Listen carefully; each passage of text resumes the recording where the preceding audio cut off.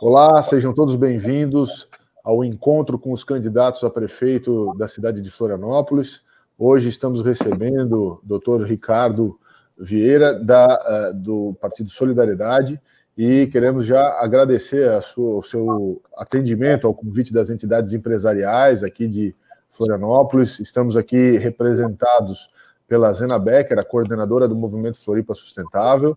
Nós temos também o senhor Ernesto Capone, presidente da CDL, temos Rafael Dabdab, presidente da Abrazel Santa Catarina, temos Diego Ramos, empresário e representando a ACAT, Associação Catarinense de Tecnologia, temos Marcelo Borer, representando o Fortur, o Fórum das Entidades de Turismo da Grande Florianópolis, e eu sou o Rodrigo Rossoni, presidente da ACIF, que nesse encontro aqui vamos fazer a mediação entre todos os líderes empresariais aqui presentes, junto com o candidato Dr. Ricardo Vieira. Então, é um bate-papo, o objetivo é que a gente esclareça bem sobre as propostas que foram encaminhadas aos candidatos. Nesse caso, o Dr. Ricardo Vieira, de antemão, já se comprometeu com as 22 entidades e as propostas lá presentes. Então, vamos direto ao ponto aqui. O objetivo é ter um bate-papo de aproximadamente 45 minutos, entre perguntas e respostas. Então, vou iniciar convidando a coordenadora do Movimento Floripa Sustentável para fazer a sua pergunta. Dona Zena Becker, fica à vontade para fazer a pergunta ao doutor Ricardo. Bom dia, candidato. Bom dia, pessoal. Rodrigo, obrigado pela oportunidade. Candidato, a minha pergunta é plano diretor. A cidade de Florianópolis possui inúmeras complexidades territoriais. Em virtude disso, a gente sabe que o plano diretor precisa ser uma alicerce de segurança jurídica. Historicamente, temos grandes problemas com a aprovação do plano diretor. Aliás, esse que está lá na Câmara já está há 12 anos com história. Em função disso, quais são seus planos para termos o plano diretor aprovado e devidamente regulamentado, principalmente esse PL 1715 que está na Câmara agora? Por conta desses embates, essas discussões, a gente tem tido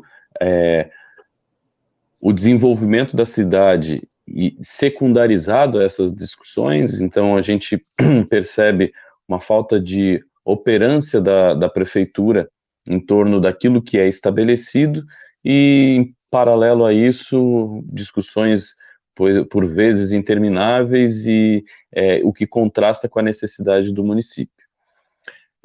Nós consideramos que a política urbanística ela tem que ser uma das prioridades da municipalidade.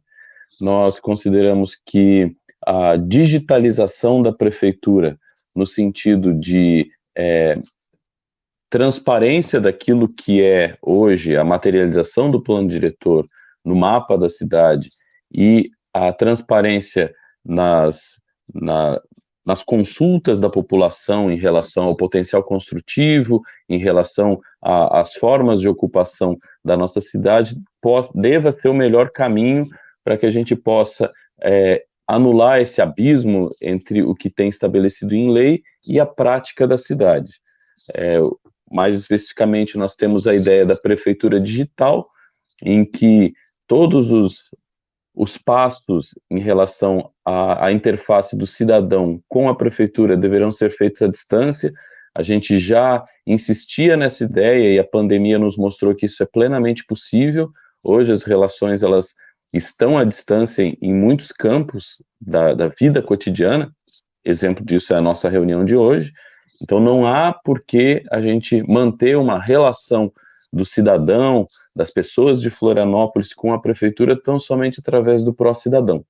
Então nós temos a ideia de digitalização dessa relação, para que a gente possa, já de casa, ter a viabilidade, as consultas de viabilidade de dentro da nossa casa, isso como um dado aberto, as solicitações para tanto abertura de negócios, como construção também ser feito de casa, não ter a necessidade de filas intermináveis e tempo de espera elevado, inclusive a ideia de desenvolver a autorização prévia. Isso significa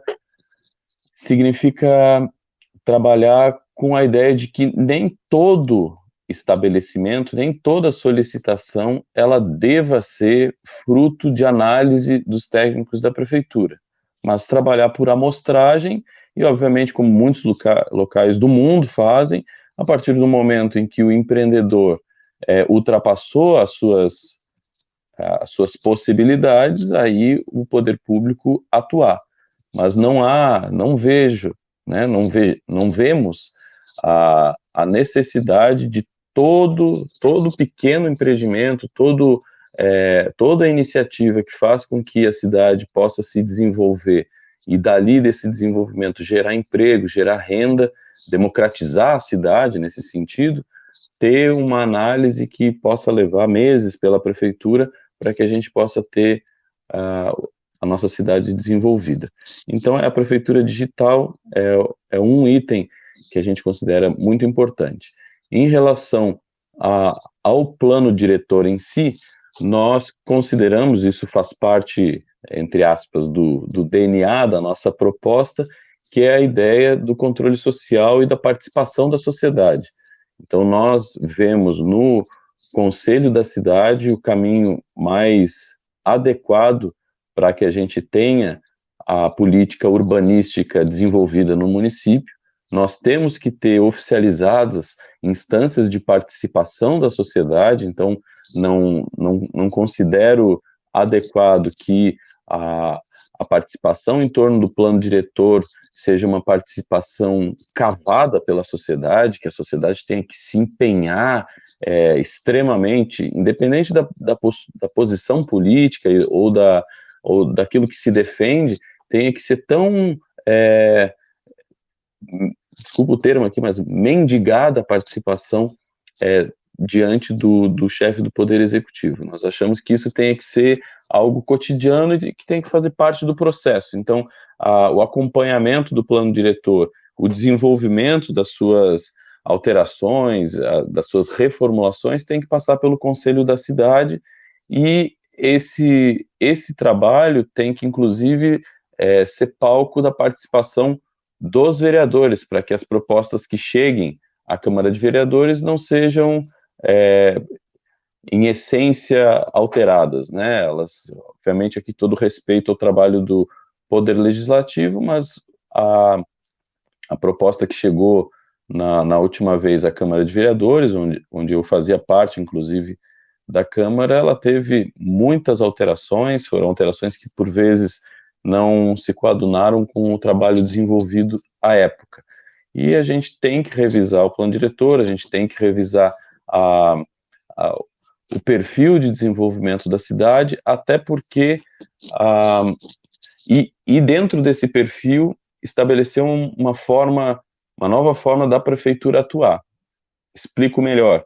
Nós estamos defendendo que o plano diretor, ele tenha como principal meta a aproximação da vida das pessoas, da moradia das pessoas, da morada das pessoas, das funções urbanas.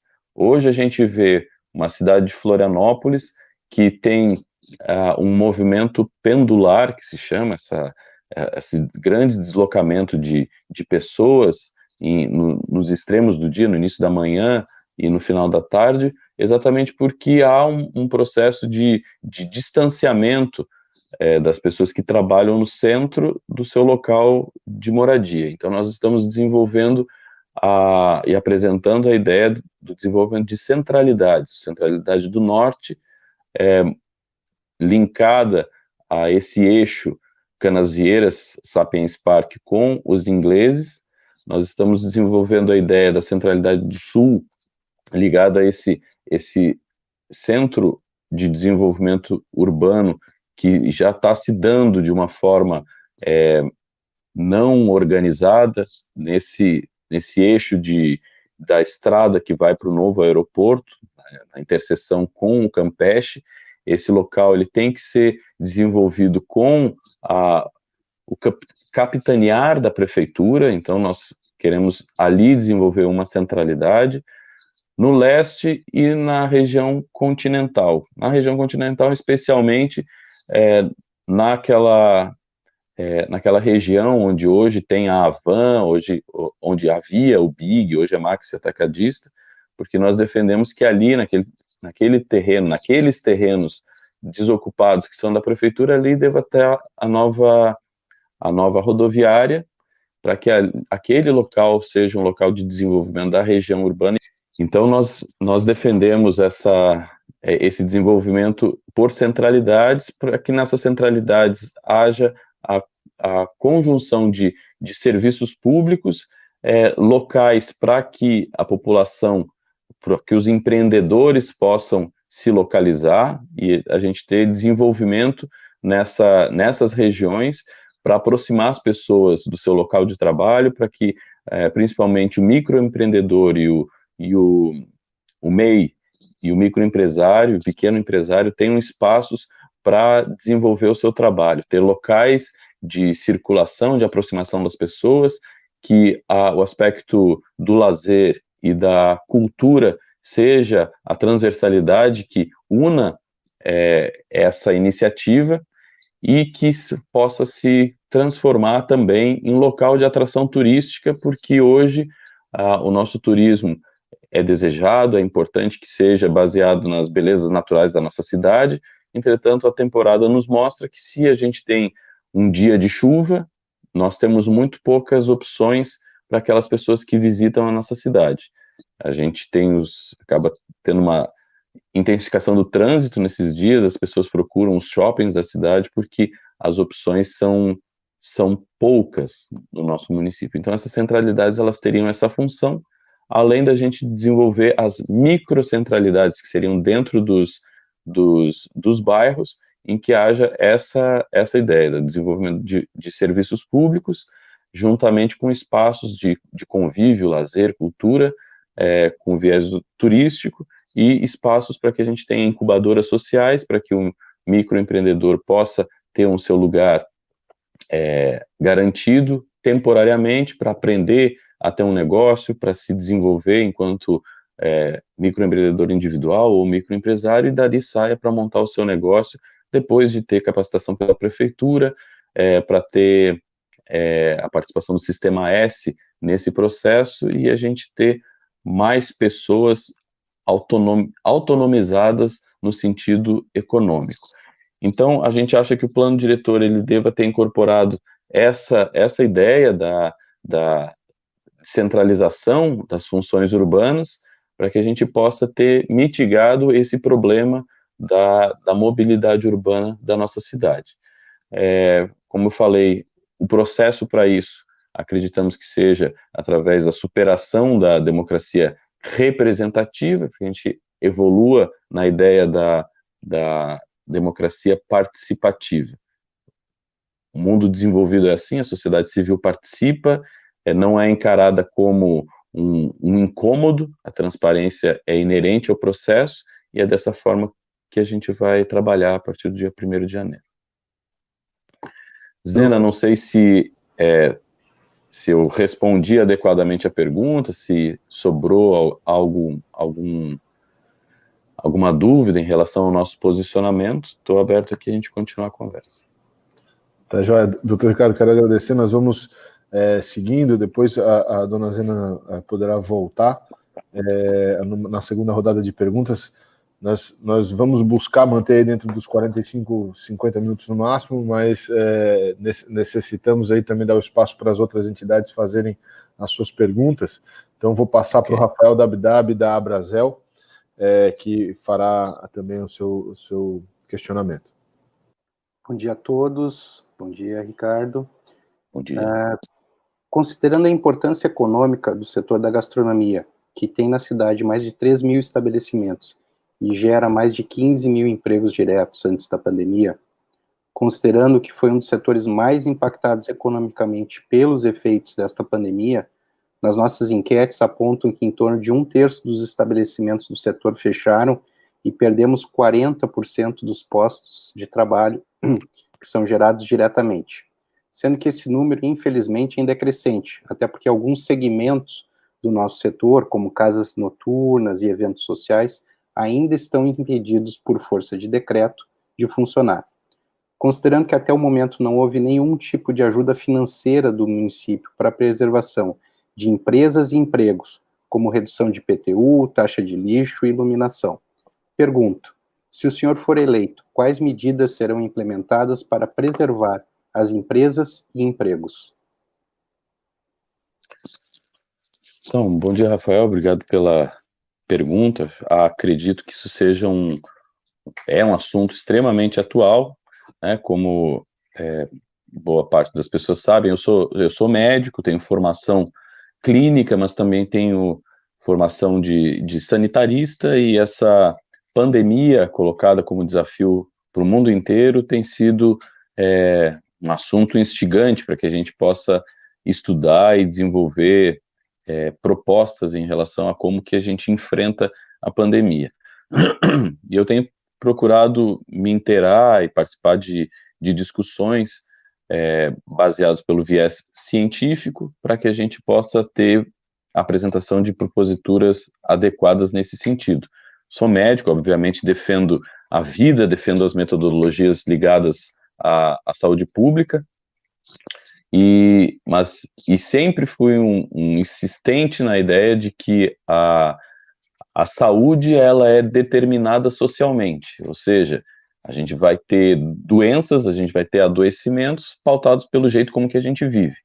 E a pandemia tem nos mostrado, isso eu compartilho aqui com vocês, não só do ponto de vista científico, que já tem trabalhos científicos demonstrando o impacto na saúde devido à retração econômica, seja em nível mundial, ou seja, mais localizado em países ou micro-regiões que adotaram formas diferentes de lidar com a pandemia, mas já tem demonstrado cientificamente, através de estudos, o quanto que a perda da renda e a perda do emprego também se transformam em problemas de saúde pública.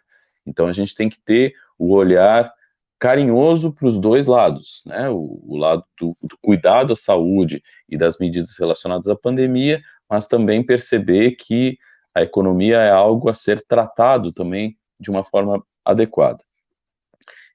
Queria trazer aqui até um estudo muito emblemático que saiu agora, no início desse mês, que foi feito pelo Comitê Suíço de Combate à Pandemia, ligado ao governo, ao Ministério da Saúde daquele país, que analisava o impacto, o resultado do modo como que a Suíça lidou com a pandemia, né? Nós vemos em algumas reportagens, a Suíça não adotou nenhuma medida restritiva, e eles não conseguem, até o momento, dizer se o modo como que eles organizaram o enfrentamento da pandemia é mais eficaz ou não, que eles até colocam que os países vizinhos tiveram, com medidas restritivas, melhores resultados, mas comparam também com países europeus que tiveram medidas muito mais drásticas, como Inglaterra, Espanha ou Itália, mas tiveram resultados muito piores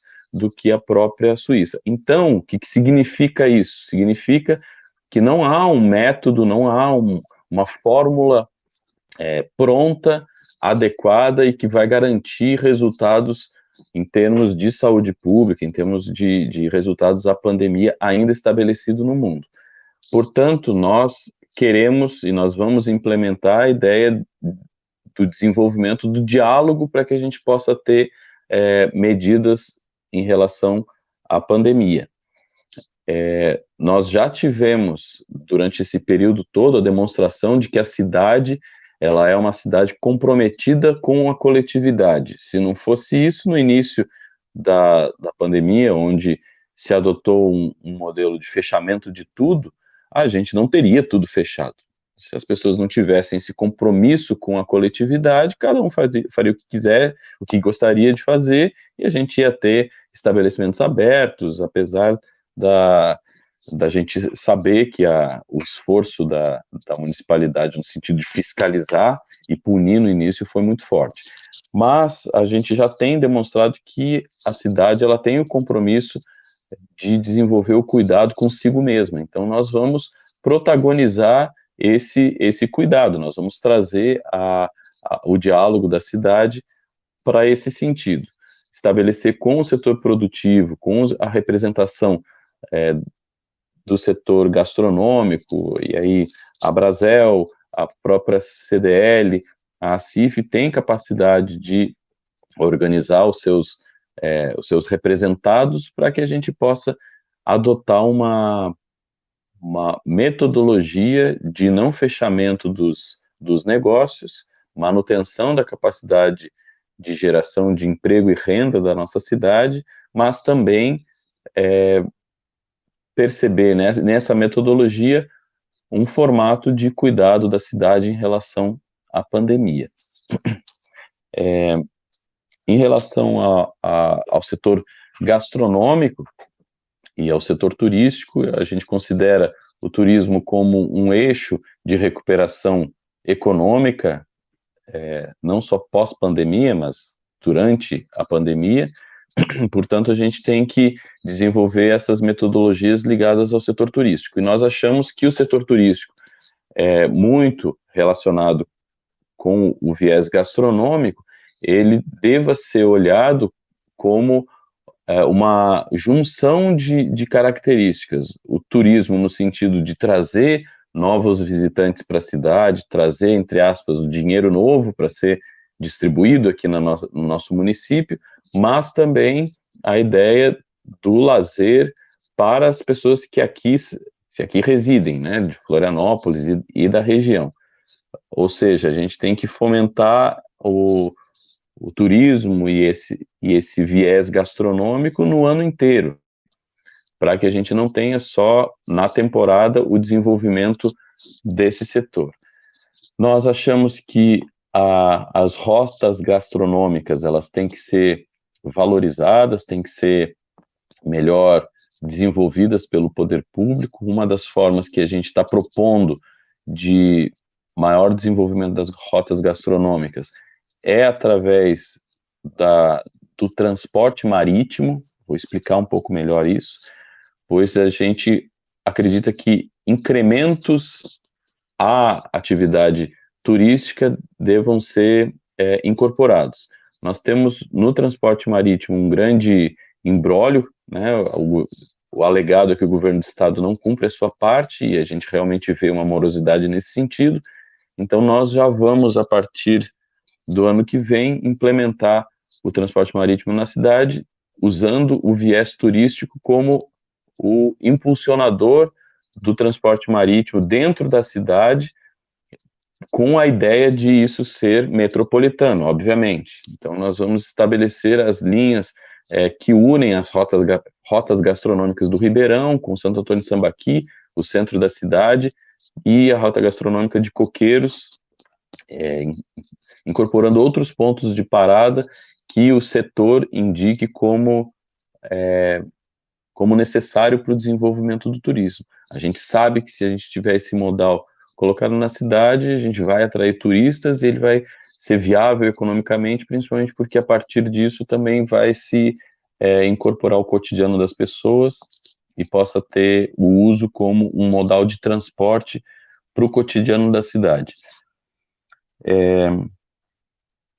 A princípio, são essas ideias norteadoras para o desenvolvimento do turismo e da gastronomia. A nossa ideia desse desenvolvimento também está ligada à resposta anterior que eu trouxe sobre a questão da política urbana. Nós vamos desenvolver as centralidades e as microcentralidades na cidade, em que a prefeitura ela vai ser um indutor do desenvolvimento local, e que nesse desenvolvimento local nós teremos serviços públicos em paralelo com os empreendimentos, com os empreendedores locais. Ou seja, a gente vai ter espaço para o setor gastronômico, a gente vai ter espaço para os serviços nesses locais, e que a gente vai usar esses espaços para fomentar também o empreendedorismo por parte, principalmente dos MEIs, dos micro e pequenos empresários, e que o eixo de circulação das pessoas seja o lazer, o convívio e a parte cultural, né, as apresentações culturais, principalmente valorizando as iniciativas locais.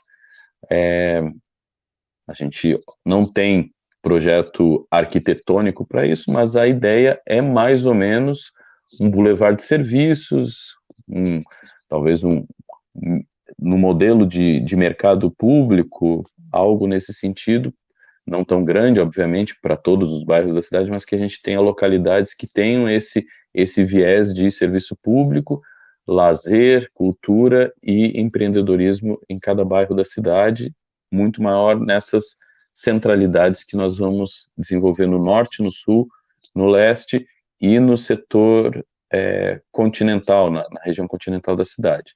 Na parte central do município, nós propomos a revitalização da região central, principalmente na parte leste, com o viés gastronômico e cultural, e ainda na parte central da cidade, nós vamos reconstruir o Miramar, com a parceria da iniciativa privada, para que a gente tenha atrás da Passarela do Samba e do centro de eventos, um bulevar também de bares e restaurantes ligado com o mar, assim como esse mesmo modelo para as cabeceiras da Ponte Hercílio Luz, para que a gente possa ter mais vida nesses locais, para que a gente possa ter opções para o morador e ser um atrativo turístico para a cidade também.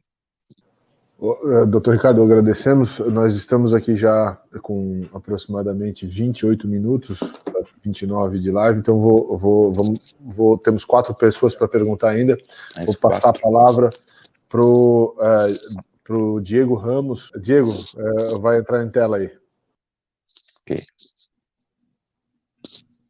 Bom dia, Rossoni, bom dia a todos os colegas das demais entidades, bom dia, candidato. Como o candidato comentou sobre prefeitura digital em sua resposta à primeira pergunta, e como é de conhecimento do candidato, o setor de tecnologia da informação da nossa cidade se tornou nos últimos anos uma das principais atividades econômicas da nossa cidade, é saber também que nós vivemos já há algum tempo um déficit grande de profissionais na área de TI em Florianópolis. Quais serão as ações da gestão liderada pelo candidato no sentido de ajudar a formar mais mão de obra para atender essa demanda reprimida, gerada pelo setor, e permitir que as empresas continuem a crescer, gerando cada vez mais empregos e renda em nossa região?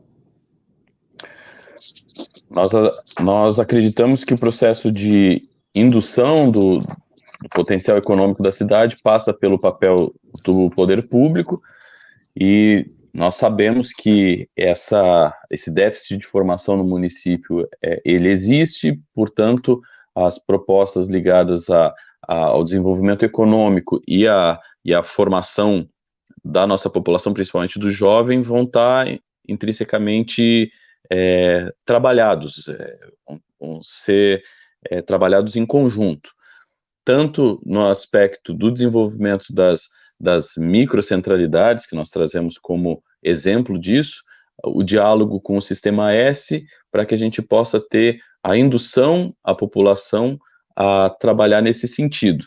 Nós em muitos momentos, tivemos o contato com o setor da tecnologia, e o termo, o Vale do Silício brasileiro é utilizado. A gente tem que aprofundar essa característica aqui na cidade, porque isso traz benefício para todos, para o empreendedor, para a população e para a eficiência da prefeitura. Nós queremos digitalizar a cidade, a gente tem a proposta de utilizar as vias de fibra ótica do município para que a gente tenha internet livre, principalmente na região central da cidade, que esse seja também um indutor, um facilitador da digitalização do cotidiano, mas, em especial, a formação das pessoas para que a gente possa ter o desenvolvimento do setor. Isso vai se dar desde a escola pública até a essa iniciativa que nós temos de desenvolvimento do setor econômico e do empreendedorismo. Então, as microcentralidades elas terão espaço para a formação do microempreendedor, a gente vai ter espaço para a formação daqueles que querem se desenvolver nessas áreas que a gente considera primordiais para a cidade, que são o turismo, a ciência e a tecnologia da informação, os serviços e a construção civil sustentável. Então, a gente considera esses 4 eixos essenciais para o desenvolvimento da cidade. No setor da tecnologia, então, nas microcentralidades, a gente vai ter a possibilidade de captar população da cidade que tem interesse de ser formada e que tenha a necessidade do braço estendido da prefeitura para que possa empreender no setor, e ao mesmo tempo a gente vai desenvolver um modelo de escola pública em que a gente tenha na criatividade e na autonomia e no empreendedorismo o melhor formato para o desenvolvimento humano. Nós sabemos que hoje o modelo utilizado nas escolas públicas, elas não fazem com que a criança, o jovem apreenda. Existem levantamentos científicos também de que o processo pedagógico ele faz com que o jovem não aprenda nem 10%, em torno de 10% daquilo que é verticalmente passado para as crianças. Então nós estamos fomentando a ideia do modelo pedagógico da Escola da Ponte, que é um modelo desenvolvido há 40 anos já, a partir de Portugal, já ganhou o mundo. A gente já tem, inclusive, escolas aqui em Florianópolis e no Brasil desenvolvendo essa metodologia, que é uma metodologia que utiliza as temáticas transversais para unir o processo pedagógico nas diferentes séries da escola. Se trabalha por território de ensino, por projeto de interesse dos jovens, e a partir disso a gente pode induzir, incutir a ideia da tecnologia nesses processos e trazer o jovem para esse mundo do empreendedorismo, da criatividade, do desenvolvimento humano, com esse viés tecnológico que o mundo hoje é esse, né? Então a gente acredita que dessas 2 formas a gente possa ter um processo de capacitação dos nossos jovens para entrar no setor e a gente desenvolver melhor o setor para a cidade. Obrigado, doutor Ricardo. Queremos, então, agora passar a palavra para o presidente da CDL, senhor Ernesto Capone. Bom dia a todos, bom dia, candidato doutor Renato.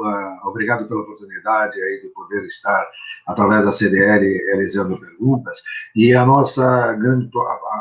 A CDL sempre é uma fomentadora do desenvolvimento, do empreendedorismo, da geração de emprego e renda. E uma das coisas que a CDL, ela luta e briga, e sempre vai lutar e brigar, é justamente para acabar com o comércio ilegal e os ambulantes ilegais, seja de qualquer ramo, seja do vestuário, seja de calçadista, seja de alimentação. Nós temos, sim, que ter uma política firme, forte, para que seja inibido esse tipo de situação. Nós sabemos que hoje, com a Covid-19, com essa pandemia, isso fugiu praticamente das mãos do poder público. Porém, nós sempre estamos lutando. O que o candidato pensa em relação a isso? E uma outra situação também que está ligada ao comércio ilegal são as invasões nos terrenos públicos existentes e nos morros existentes dentro de Florianópolis. Bom dia, Ernesto, obrigado pela pergunta. Sobre o comércio ilegal, desde o momento que eu estava na Câmara de Vereadores, a gente apresentava a lógica de que o comércio ilegal ele não deva existir, mas que ele deva ser encarado não só como um problema de polícia. Nós sabemos que as pessoas que desenvolvem essa atividade, elas estão ali por contingência da vida. Ninguém nasce, cresce e sonha, vou ser um vendedor ambulante, isso é o meu sonho de vida. Ninguém. Mas que estão lá por contingência da vida. Então nós temos que apresentar e desenvolver alternativas para essas pessoas.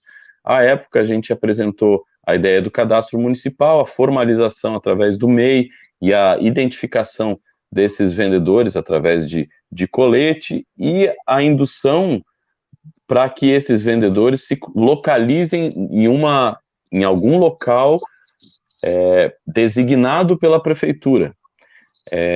A gente considera inadequado que as pessoas estejam no calçadão da cidade, na frente de um comércio formal, que paga os seus impostos, que gera emprego, porque é uma concorrência desleal. O que a gente quer fazer é que aquela pessoa que hoje está lá no calçadão, desenvolvendo comércio ilegal, ele venha para a formalidade e se torne um empreendedor formal.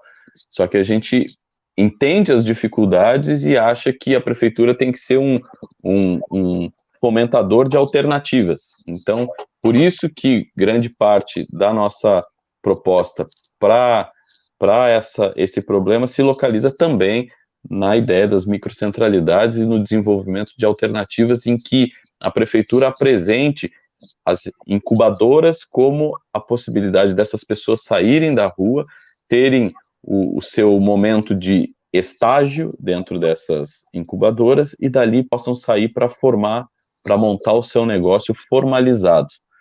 Nós acreditamos que a gente tenha que ter a ocupação das vias da cidade, principalmente na região central da cidade, mas com outro viés, o viés cultural, o viés artístico, para que a gente tenha mais circulação de pessoas, para além dos horários que hoje estão estabelecidos como o normal, o cotidiano para a cidade, ou seja, a gente ocupar o lado leste da cidade, do centro da cidade, e a gente tem ali palcos, espaços para apresentação artística e cultural. Ou seja, a gente lidar, ao mesmo tempo, coibindo o comércio ilegal, mas também criando alternativas para que as pessoas que hoje desenvolvem essa atividade do comércio ilegal tenham possibilidade de se legalizar, se formar, com a parceria que eu reenfatizo do Sistema S, com a parceria da própria prefeitura, e que a gente possa, nas incubadoras, ter alternativas para esse trabalho. Na ideia apresentada das invasões de terrenos públicos, nós vamos qualificar as intendências do município em escritórios de urbanismo. A gente vai, com esse passo, aproximar a prefeitura dos bairros, das localidades da nossa cidade, que são as que mais acabam permitindo com que as invasões se tornem um problema, invasões que muitas vezes colocam em risco o próprio invasor ou a população adjacente, porque as áreas de risco denotadas pela Defesa Civil, na sua maioria, na sua grande parte, são áreas de invasão. Então, nós vamos transformar as intendências em escritório de urbanismo, em que as pessoas elas vão ter a prefeitura mais próxima, nós vamos ter ali profissionais que possam apresentar projetos padrão, principalmente para as comunidades vulneráveis socialmente, e a presença da prefeitura nesses locais, tendo a população, tendo o reconhecimento da população como um órgão que está ali presente, está junto, está orientando o que pode e o que não pode, vai ao mesmo tempo inibir as construções irregulares no nosso município. A gente considera também que, principalmente nessas áreas de vulnerabilidade social, a prefeitura tem que estar presente não só dessa forma, mas com outras políticas públicas, porque a gente acredita que a presença da prefeitura com seus serviços públicos nessas áreas de vulnerabilidade social, ela traz o desenvolvimento e ela permite com que o desenvolvimento urbanístico dessas áreas iniba as construções irregulares e as invasões de terrenos públicos e também dos privados, que a gente também tem isso na nossa cidade, né? Áreas não ocupadas, mesmo privadas, elas acabam tendo uma ocupação irregular e invasão. A prefeitura deva ter o seu braço fiscalizatório, no sentido de também inibir, promover a demolição daquilo que é aberrantemente irregular, mas a gente também tem que estar presente para orientar e evitar essas invasões, não só também tratar como um problema de polícia, mas trabalhar profilaticamente para que a gente não tenha esse problema. Desenvolver socioeconomicamente os locais vulneráveis é o melhor caminho para isso. Obrigado, candidato. Estamos nos encaminhando aqui para o fim do nosso bate-papo, temos ainda a pergunta do representante do Fortur, que é o Marcelo Borer, que vai fazer agora, e eu também gostaria de fazer uma rápida pergunta. Vamos ver se dá tempo, mas fica à vontade. Vou passar então a palavra para o Marcelo Borer, coordenador do Fortur. Bom dia, doutor Ricardo. Obrigado pela participação, amigo. Obrigado por estar aqui conosco. Eu vou ser breve na pergunta em função do horário, mas o turismo foi, sem sombra de dúvida, na nossa cidade, na nossa economia, e o setor mais afetado por conta da pandemia. E nós acreditamos que precisaremos de reestabelecer Florianópolis na pauta mundial em virtude do turismo e etc. Então, eu gostaria de saber quais são os seus planos no que diz respeito à promoção turística da nossa cidade. O plano principal é trabalhar com as entidades representativas do setor, Fortur, Convention Bureau, para que a gente possa ter a parceria daqueles que fazem o turismo da cidade incorporadas à ação da prefeitura. Nós, como eu falei, acreditamos que o turismo ele deva ser um eixo de desenvolvimento econômico. Esse eixo ele tem que estar ligado à atração de pessoas para a cidade o ano inteiro. A gente usa esse termo, entre aspas, do dinheiro novo, porque é importante, para além da circulação econômica promovida pelas pessoas que aqui vivem. Então, nós temos que unificar o turismo com as iniciativas de lazer e de convívio das pessoas que aqui residem, para que a gente não tenha só esse movimento de temporada, porque a gente tenha o turismo como algo permanente na nossa cidade, seja o turismo de eventos, seja as iniciativas que atraiam as pessoas para cá, para a cidade. A beleza natural é um grande motivador das pessoas virem para cá, então a gente tem que trabalhar a ideia do desenvolvimento desse setor. A gente tem um programa apresentado, que é o programa Trilhas da Ilha, em que a gente, em parceria com a sociedade civil organizada, vai ter a oficialização dessas trilhas, para que a gente possa ter guias dessas trilhas, para que a gente possa ter uma ocupação mais adequada e que novas unidades de conservação do município possam ser também criadas e utilizadas para atrair as pessoas para a nossa cidade. Um turismo organizado, um turismo que seja ligado ao grande potencial da nossa cidade, que é a beleza natural. Para além disso, a gente acredita que a valorização da cultura e dos artistas locais devam estar incorporadas às iniciativas turísticas. A gente não pode olhar para a cultura e para a arte só como o grande espetáculo, mas isso também, né? Então, promover eventos que possa trazer um contingente grande de pessoas, mas também trabalhar o cotidiano da nossa cidade, nas microcentralidades, nas rotas gastronômicas, para que a gente possa ter mais vida relacionada ao turismo. Procurei ser breve aqui, poderia falar um pouco mais, eu acho que a gente está esgoelado no tempo, mas a ideia central é essa, trabalhar o turismo com o cotidiano da cidade, porque a gente tenha turismo o ano inteiro e, na parceria com o setor, a gente desenvolver essas potencialidades que a cidade tem, porque o turismo ele é um eixo de desenvolvimento da retomada econômica durante e pós-pandemia. Doutor Ricardo, então, encaminhando aqui para a última pergunta e já fazendo as suas considerações finais, as entidades da cidade reunidas em torno do Pacto Floripa, que foi liderado pela CIF, mas elaborado com outras 32 entidades, e foi a base das propostas que nós encaminhamos aos candidatos, quer fazer com que Florianópolis seja uma referência mundial em turismo criativo, economia criativa, tecnologia, saúde, bem-viver e educação.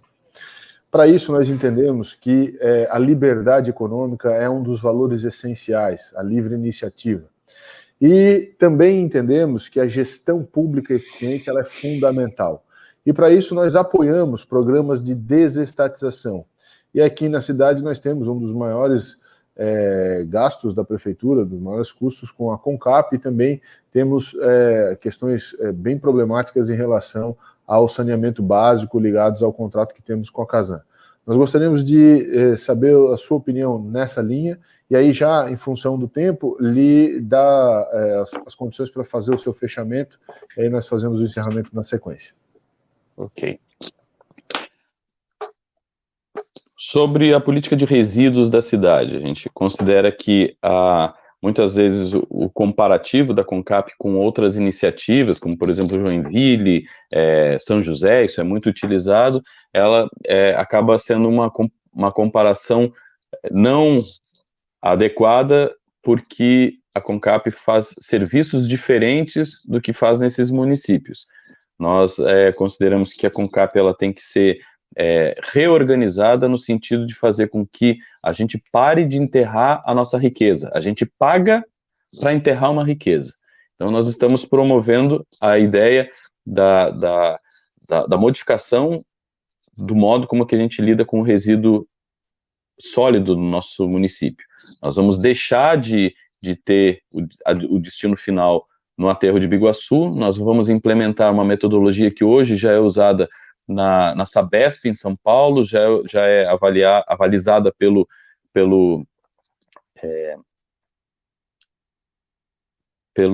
qual que é, meu Deus, o órgão... bom, já me vem à mente aqui o órgão que avalizou essa tecnologia no Brasil, mas é a tecnologia de gaseificação que já tem em outros países europeus e que já entrou aqui no nosso país.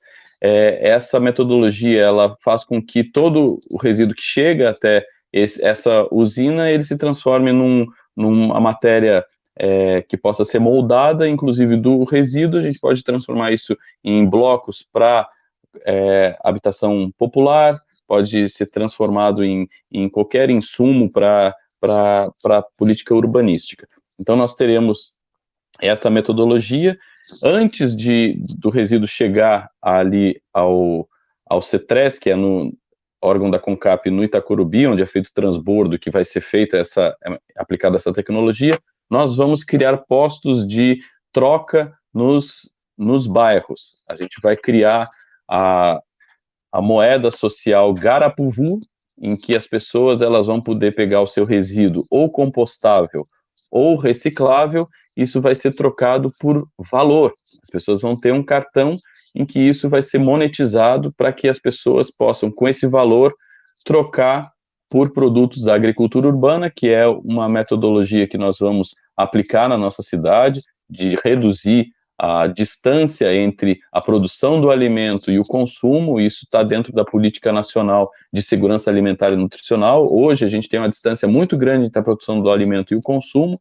A gente vai com essa política diminuir isso, valorizar também a pesca artesanal nessa troca. Ou seja, a gente vai mudar o eixo de enterrar o nosso resíduo para produzir riqueza a partir dele e fomentar o acesso à alimentação saudável. Então, a CONCAP ela vai ser reorganizada nesse sentido. Na política de resíduos, a gente também vai fazer com que a gente tenha a reciclagem do resíduo da construção civil. A gente tem um aterro de inertes no norte da ilha, em que pode ser feito o transbordo. Com os papentulhos da ilha cadastrados, utilizar uma metodologia que também já foi utilizada em Jundiaí, em São Paulo, em que os papentulhos eles recolhem todo o entulho da cidade e levam para esse aterro de inertes. Lá é feita a reciclagem e a gente pode utilizar esse material para substrato de repavimentação, construir pré-moldados para casas populares, para ciclovias, para praças no nosso município. Isso lá em Jundiaí economizou em torno de 2 milhões por mês lá naquela cidade, que é muito parecida com Florianópolis. Em relação à Casan, nós sabemos que já existe ações no sentido de pressionar a Casan em torno de cumprimento de metas, e nós vamos insistir na ideia de que a Casan tem que reaplicar no município 100% daquilo que ela arrecada. Esse vai ser o eixo de exigência da municipalidade, que vai tomar o controle do modelo de tratamento de água e de esgotos.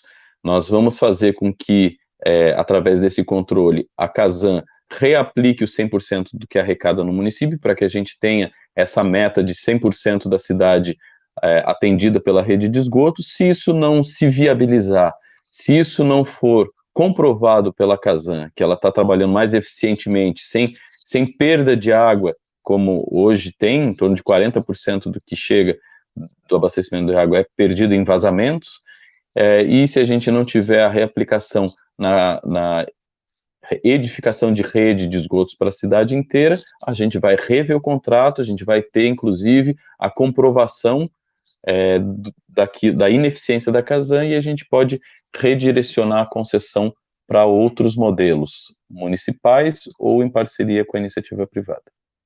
Tá ótimo, candidato Dr. Ricardo Vieira, muito obrigado por atender aos nossos convites, a responder a todas as perguntas, e esse material ele vai online entre hoje e amanhã, junto com todos os candidatos que participam deste encontro com as entidades empresariais e os movimentos da nossa cidade.